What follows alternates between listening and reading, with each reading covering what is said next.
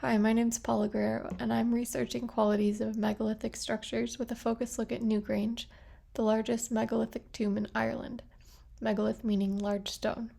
It was constructed in 32,000 BC, so it's much older than pyramids of Egypt or Stonehenge even. Earlier versions of these passage tombs exist, but at a smaller scale. This is a drawing showing the progression of the passage tombs. They were usually chambers of 5 or 6 stones covered with a large boulder, which suggests that they were constructed for the deposition of human remains more than for internal ritual. Later, more sophisticated tombs were constructed with linted-topped passages that led to big inner chambers. These developments allowed for an engagement with several things at once, like the presence of the remains and the idea of where they exist now spiritually, and also with anyone that they decided to share that moment in time and space with in the physical dimension. Newgrange was also designed such that at 9 a.m. on December 21st, or at the start of the winter solstice, the chamber, which is normally a very dark place, would illuminate. And then also shine, slowly moving over pictograms or pictures that were cut into the rocks. So the light illuminates the chamber and then moves over these pictograms slowly, one over the other, for about 17 minutes as the sun rises. A roof box was constructed above the entrance to allow sun to penetrate all the way to the back wall. This is the roof box here. And this is a drawing of the sun going in through the roof box and hitting all the way to the back of the chamber. 2 huge curbstones are directly aligned to the front and back of the mound, and even their central grooves align with the winter solstice.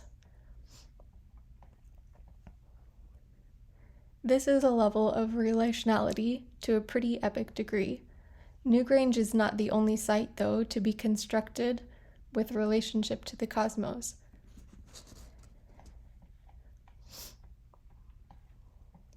Newgrange was made to look mountain-like or hill-like, and so has visual qualities of an excavated site in that it's sort of taking materials from around the site and arranging them to reflect the site, whereas an excavated site would remove material and make the site itself inhabitable.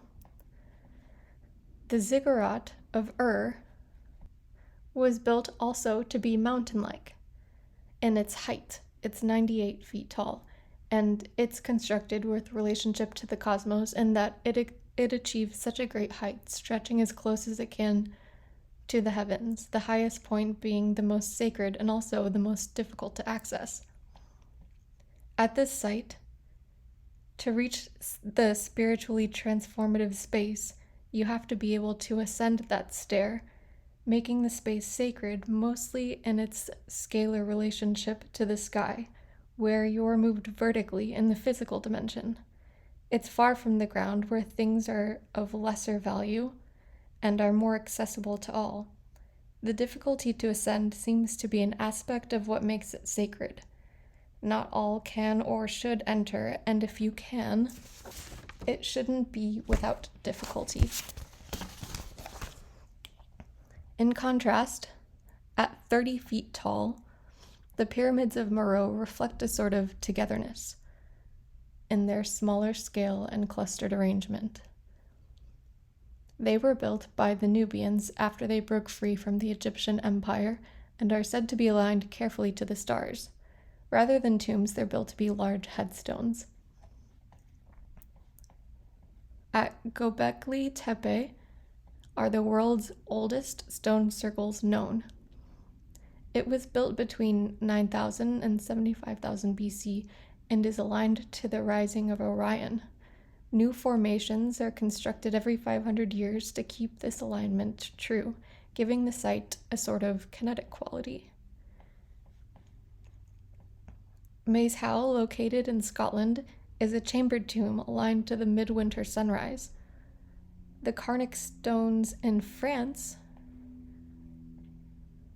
are located at the unique latitude on the Earth at which the summer and winter solstice form a perfect Pythagorean triangle relative to the parallel or east-west equinoxial axis of the site.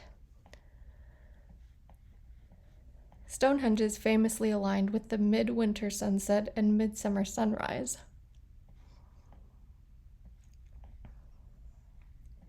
Avebury, built to a slightly larger scale than Stonehenge, and also centuries earlier, is another site at Wiltshire, England, aligned to the extreme midsummer and winter points.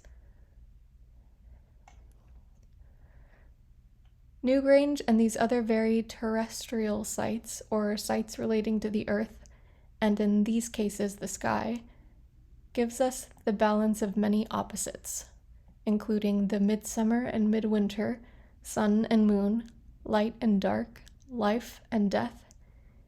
In having the access point on the ground and aligning it with the sun, they allow the enterer to embody these interplays of forces and energies within. Today, our day-to-day lives don't revolve as much around the sun and the landscape as they once did, so it's with a more concerted effort that architecture should be approached in a terrestrial way.